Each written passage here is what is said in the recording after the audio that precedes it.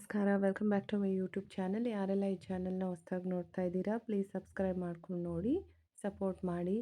ಇವತ್ತಿನ ರೆಸಿಪಿ ಏನಂದರೆ, ನವಣೆ ಹಿಟ್ಟಿನ ಕಡುಬನ್ನ, ಖಾರ ಕಡುಬು ಯಾವ ರೀತಿ ಮಾಡೋದು ಅಂತ ಹೇಳ್ಕೊಡ್ತೀನಿ. ಇದು ತುಂಬಾ ಯುನೀಕ್ ರೆಸಿಪಿ ಆಗಿರುತ್ತೆ. ಅದಕ್ಕೆ ಬೇಕಾಗಿರೋವಂಥ ಇಂಗ್ರೀಡಿಯೆಂಟ್ಸ್ ಇಲ್ಲಿ ಒಂದು ಬೌಲ್ ತೋರಿಸಿದ್ನಲ್ವ, ಆ ಬೌಲಲ್ಲಿ ಕಡಲೆಬೇಳೆ ತೊಗೊಂಡಿದ್ದೆ.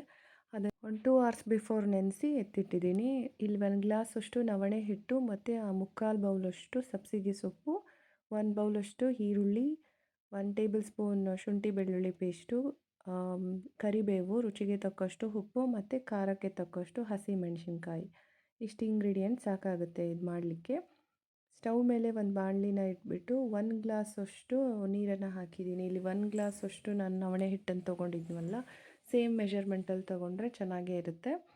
1 ಗ್ಲಾಸಷ್ಟು ನವಣೆ ಹಿಟ್ಟಿಗೆ 1 ಗ್ಲಾಸಷ್ಟು ನೀರನ್ನು ಹಾಕಿ, ಟೇಬಲ್ ಸ್ಪೂನಷ್ಟು ಪುಡಿ ಹಿಟ್ಟನ್ನು ಹಾಕಿ ಚೆನ್ನಾಗಿ ಮಿಕ್ಸ್ ಮಾಡ್ಕೋತಾ ಇದ್ದೀನಿ ಈ ರೀತಿ.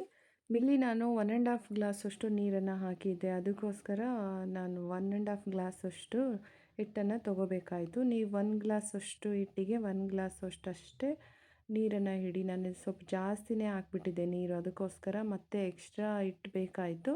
ಅದಕ್ಕೋಸ್ಕರ ಇಲ್ಲೊಂದು 1/2 ಗ್ಲಾಸಷ್ಟು ಹಿಟ್ಟನ್ನು ಆ್ಯಡ್ ಮಾಡಿದೆ. ಈ ಥರ ಸ್ವಲ್ಪ ಗೊತ್ತಾಗುತ್ತೆ, ಈ ಥರ ತೆಳ್ಳಗೆ ಆದ ತಕ್ಷಣವೇ ನಾವು ಇನ್ನೊಂದು ಸ್ವಲ್ಪ ಹಿಟ್ಟನ್ನು ಹಾಕ್ಕೋಬೋದು, ಏನು ಗಂಟೇನು ಆಗೋದಿಲ್ಲ. ಈ ಥರ ಹಾಕಿ ಹಿಟ್ಟನ್ನು ಮಿಕ್ಸ್ ಮಾಡ್ತಾ ಹೋಗಿ ಕಡುಬುಗೆ ಹಿಟ್ಟು ರೆಡಿ ಆಗುತ್ತೆ. ಇಲ್ಲಿ ನೆಕ್ಸ್ಟು ಒಂದು ಮಿಕ್ಸಿ ಜಾರನ್ನು ತೊಗೊಂಡು ಇಲ್ಲಿ 1 ಬೌಲಷ್ಟು ಕಡಲೆಬೇಳೆನ ನೆನೆಸಿದ್ದೆ ನೀರಲ್ಲಿ 1-2 ಅವರ್ಸ್ ಮುಂಚೆನೇ. ಅದನ್ನು ಒಂದು ಮಿಕ್ಸಿ ಜಾರ್ಗೆ ಜಸ್ಟ್ ಬರೀ ಕಡಲೆಬೇಳೆ ಅಷ್ಟನ್ನೇ ಹಾಕಿ ಮಿಕ್ಸ್ ಮಾಡ್ಕೋಬೇಕು. ಈ ರೀತಿ ಮಿಕ್ಸಿ ಮಾಡ್ಕೊಂಡು ಬರಬೇಕು. ಈ ರೀತಿ ರೆಡಿಯಾಗಿರುತ್ತೆ. ನೆಕ್ಸ್ಟು ನಾವು ಒಂದು ಪ್ಲೇಟ್ ತೊಗೊಂಡು ಒಂದು ಸ್ವಲ್ಪ ತುಪ್ಪನ ಸವರಿ ಇಡಬೇಕು. ಯಾಕೆ ಅಂದರೆ ಅದು ಹಿಟ್ಟು ಸ್ವಲ್ಪ ಬಿಸಿ ಇರುವಾಗಲೇ ನಾವು ಒಂದು ಸ್ವಲ್ಪ ಮಿಕ್ಸ್ ಮಾಡಿ ಇಟ್ಬಿಡಬೇಕಾಗುತ್ತೆ. ಅದನ್ನು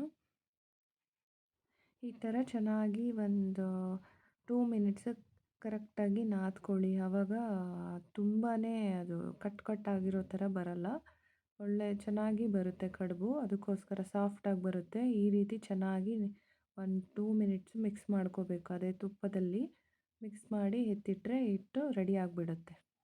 ನೆಕ್ಸ್ಟು ಒಂದು ಪ್ಯಾನ್ನ ತೊಗೊಂಡು ಸ್ಟವ್ ಮೇಲೆ ಇಟ್ಟು 1-2 ಟೇಬಲ್ ಸ್ಪೂನ್ ಅಷ್ಟೇ ಇಲ್ಲ ಆಯಿಲ್ನ ತೊಗೊಳ್ತೀನಿ, ಜಾಸ್ತಿ ಬೇಡ. ಇಷ್ಟೇ ಸಾಕಾಗುತ್ತೆ, ಯಾಕಂದರೆ ಸ್ಟೀಮ್ ಮಾಡ್ತೀವಲ್ವ, ಸೊ ಇಷ್ಟೇ ಸಾಕಾಗುತ್ತೆ. ನೆಕ್ಸ್ಟು ಇಲ್ಲಿ 1 ಟೇಬಲ್ ಸ್ಪೂನಷ್ಟು ಜೀರಿಗೆ ಹಾಕ್ತಾಯಿದ್ದೀನಿ. ನೆಕ್ಸ್ಟು ಸ್ವಲ್ಪ ಹಿಂಗು, ಅದು ಸ್ವಲ್ಪ ಚೆನ್ನಾಗಿ ಫ್ರೈ ಆದ ತಕ್ಷಣ ಈ ಖಾರಕ್ಕೆ ತಕ್ಕಷ್ಟು ಇಲ್ಲಿ ಒಂದು 4-5 ಹಸಿಮೆಣಸಿನ್ಕಾಯಿ ಚಿಕ್ಕದಾಗಿ ಕಟ್ ಮಾಡಿ ಇಟ್ಕೊಂಡಿದ್ದೀನಿ. ಖಾರ ಕಡಿಮೆ ಬೇಕಾದರೆ ಕಡಿಮೆ ಯೂಸ್ ಮಾಡಬಹುದು. ಅದನ್ನು ಹಾಕಿ ಒಂದು 30 ಸೆಕೆಂಡ್ಸ್ ಚೆನ್ನಾಗಿ ಫ್ರೈ ಮಾಡಿಕೊಂಡು, ನೆಕ್ಸ್ಟ್ ಇಲ್ಲಿ 1 ಬೌಲಷ್ಟು ಈರುಳ್ಳಿ ತೊಗೊಂಡಿದ್ದೆ. ಅದಕ್ಕೂ ಮುಂಚೆ ಇಲ್ಲಿ ಶುಂಠಿ ಬೆಳ್ಳುಳ್ಳಿ ಪೇಸ್ಟ್ ಹಾಕಬೇಕು. 1 ಟೇಬಲ್ ಸ್ಪೂನಷ್ಟು ಶುಂಠಿ ಬೆಳ್ಳುಳ್ಳಿ ಪೇಸ್ಟ್ ಹಾಕಿ ಹಸಿ ವಾಸನೆ ಹೋಗೋ ತನಕ ಅದನ್ನು ಫ್ರೈ ಮಾಡ್ಕೋಬೇಕು. ಹಸಿ ವಾಸನೆ ಎಲ್ಲ ಹೋದ್ಮೇಲೆ 1 ಬೌಲಷ್ಟು ಈರುಳ್ಳಿ ತೊಗೊಂಡಿದ್ನಲ್ಲ, ಅದನ್ನು ಕೂಡ ಇಲ್ಲಿ ಒಂದು 2 ಮೀಡಿಯಮ್ ಸೈಜಷ್ಟು ಈರುಳ್ಳಿ ತೊಗೊಂಡಿದ್ದೀನಿ. ಇಷ್ಟೇ ಸಾಕಾಗುತ್ತೆ.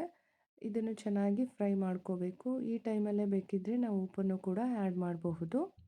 30 ಸೆಕೆಂಡ್ಸ್ ಈ ಥರ ಚೆನ್ನಾಗಿ ಬಾಡಿಸ್ಕೊಂಡು 30-40 ಸೆಕೆಂಡ್ಸ್ ಆಗುತ್ತೆ. ಸ್ವಲ್ಪ ಸಾಫ್ಟ್ ಆಗಬೇಕು ಅದು ಈರುಳ್ಳಿ. ಈ ಥರ ಬಾಡಿಸ್ಕೊಂಡಾದಮೇಲೆ ನೆಕ್ಸ್ಟು ನಾವು ಕಡಲೆ ಬೇಳೆದು ರುಬ್ಬಿದ್ವಲ್ಲ ಅದನ್ನು, ಈ ರೀತಿ ಈರುಳ್ಳಿ ಸಾಫ್ಟ್ ಆದಮೇಲೆ ನಾವು ಅದನ್ನು ತರಿಯಾಗಿ ರುಬ್ಬಿದ್ವಲ್ಲ ಆ ಕಡಲೆಬೇಳೆ ಸ್ವಲ್ಪ ತರಿಯಾಗಿ ರುಬ್ಬಿದರೆ ಚೆನ್ನಾಗಿರುತ್ತೆ. ಫುಲ್ಲು ಸಾಫ್ಟ್ ಬೇಡ, ಒಂದು 70% ಅಷ್ಟು ರುಬ್ಬಿ ಇಟ್ಕೊಳ್ಳಿ ಸಾಕಾಗುತ್ತೆ. ಅದನ್ನು ಚೆನ್ನಾಗಿ ಮಿಕ್ಸ್ ಮಾಡ್ಕೋಬೇಕು. ಇದನ್ನು ಚೆನ್ನಾಗಿ ಮಿಕ್ಸ್ ಆದ ತಕ್ಷಣವೇ ನಾವು ಅದು ಕಟ್ ಮಾಡಿ ಎತ್ತಿಟ್ಟಿದ್ದಂಥ ಸಬ್ಸಿಗೆ ಸೊಪ್ಪನ್ನು ಕೂಡ ಆ್ಯಡ್ ಮಾಡ್ಬೋದು. ಇಲ್ಲಿ ಸಬ್ಸಿಗೆ ಸೊಪ್ಪನ್ನು ಹಾಕಿದ್ರೇ ತುಂಬ ಚೆನ್ನಾಗಿರೋದು ಖಾರ ಕಡುಬು, ಬೇರೆ ಯಾವ ಸೊಪ್ಪು ಬೇಡ, ಸಬ್ಸಿಗೆ ಸೊಪ್ಪೇ ಚೆನ್ನಾಗಿರುತ್ತೆ ಕಡುಬಿಗೋಸ್ಕರ. ನೆಕ್ಸ್ಟು ಕರಿಬೇವನ್ನು ಕೂಡ ಹಾಕಿ ಚೆನ್ನಾಗಿ ಮಿಕ್ಸ್ ಮಾಡ್ಕೊಂಡಿದ್ದೀನಿ. ಈಗ ನಮಗೆ ಸ್ಟಫಿಂಗ್ ರೆಡಿ ಆಯಿತು. ನೆಕ್ಸ್ಟ್ ಏನು ಮಾಡಬೇಕಂದ್ರೆ, ಇಲ್ಲಿ ಒಂದು ಇಡ್ಲಿ ಪಾತ್ರೆ ಇಟ್ಟಿದ್ದೀನಿ, ಒಂದು 2 ಗ್ಲಾಸಷ್ಟು ನೀರನ್ನು ಹಾಕಿ ಚೆನ್ನಾಗಿ ಕಾಯ್ಲಿಕ್ಕೆ ಇಟ್ಟಿದ್ದೀನಿ. ನೆಕ್ಸ್ಟು ಕಡುಬು ಯಾವ ರೀತಿ ಮಾಡೋದು ಅಂತ ಹೇಳ್ಕೊಡ್ತೀನಿ.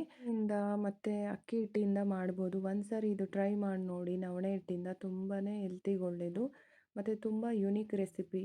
ಚೆನ್ನಾಗಿ ಸ್ಟೀಮ್ ಮಾಡಿದ್ರೆ ಒಂದು 15 ಮಿನಿಟ್ಸ್ ಸ್ಟೀಮ್ ಮಾಡಿ ತಿಂದರೆ ತುಂಬ ಚೆನ್ನಾಗಿರುತ್ತೆ. ಯಾವ ರೀತಿ ಮಾಡೋದು ಅಂದರೆ, ಇದು ಒಂದು ಮಣೆ ತೊಗೊಂಡು ರೊಟ್ಟಿ ಮಾಡ್ತೀವಲ್ವ, ಅದು ರೊಟ್ಟಿ ಇದನ್ನು ತಗೊಂಡು ಚೆನ್ನಾಗಿ ರೋಲ್ ಮಾಡ್ಕೋಬೇಕು. ರೋಲ್ ಮಾಡಿ ಮಾಡಿ ಈ ರೀತಿ ಮಾಡಿ ಅದು ಕೈಯಿಂದ ಬೇಕಾದರೂ ಈ ಥರ ನಾವು ಯೂಶ್ವಲಿ ಗೋಧಿ ಕಡುಬು ಎಲ್ಲ ಮಾಡ್ತೀವಲ್ಲ, ಈ ರೀತಿ ಅದು ಮಾಡಿದ್ರು ಸ್ವಲ್ಪ ಕೈಗೆ ತುಪ್ಪ ಹಚ್ಚಿ ಹಚ್ಚಿ ಈ ರೀತಿ ಮಾಡಿದ್ರೂ ಓಕೆ, ಅಥವಾ ಲಟ್ಟಿಸಿ ಮಾಡೋದು ಕೂಡ ಹೇಳ್ಕೊಟ್ಟಿದ್ದೀನಿ. ಫಸ್ಟ್ ಇದು ನೋಡಿ ಈ ಥರ ಮಾಡಿ ನೆಕ್ಸ್ಟು ಆ ಕಡುಬುದು ಇದು ಇರುತ್ತಲ್ಲ ಸ್ಟಫಿಂಗು, ಅದನ್ನು ಹಾಕಿ ಫಿಲ್ ಮಾಡಿದ್ರೆ ಆಯಿತು, ರೆಡಿಯಾಗಿರುತ್ತೆ. ನೆಕ್ಸ್ಟ್ ಇಲ್ಲಿ ಈ ಥರ ಚಪಾತಿ ಥರ ಲಟ್ಟಿಸಿ ಅದನ್ನು ಒಂದು ಬೌಲ್ ಸಹಾಯದಿಂದ ಸರ್ಕಲಾಗಿ ಕಟ್ ಮಾಡಿ ನೆಕ್ಸ್ಟ್ ಈ ರೀತಿ ಸ್ವಲ್ಪ ಸ್ವಲ್ಪನೇ ಹಾಕಬೇಕಿತ್ತು. ಇಲ್ಲಿ ನಾನು ಒಂದು ಸ್ವಲ್ಪ ಜಾಸ್ತಿನೇ ಫಿಲ್ ಮಾಡಿದೆ, ಅದಕ್ಕೋಸ್ಕರ ಸ್ವಲ್ಪ ಕ್ರ್ಯಾಕ್ ಆಗಿದೆ. ನೀವು ನೋಡಿಕೊಂಡು ಸ್ವಲ್ಪ ಸ್ವಲ್ಪನೇ ಫಿಲ್ ಮಾಡ್ಕೊಳ್ಳಿ. ಸೊ ಆವಾಗ ಬೇಗ ಅದು ಕ್ರ್ಯಾಕ್ ಆಗೋದಿಲ್ಲ, ಚೆನ್ನಾಗೇ ಇರುತ್ತೆ. ಈ ರೀತಿ ರೆಡಿಯಾಗಿರುತ್ತೆ. ಇದೇ ಥರನೇ ಎಲ್ಲ ಕಡುಬು ರೆಡಿ ಮಾಡಿಟ್ಟಿದ್ದೀನಿ ನೋಡಿ.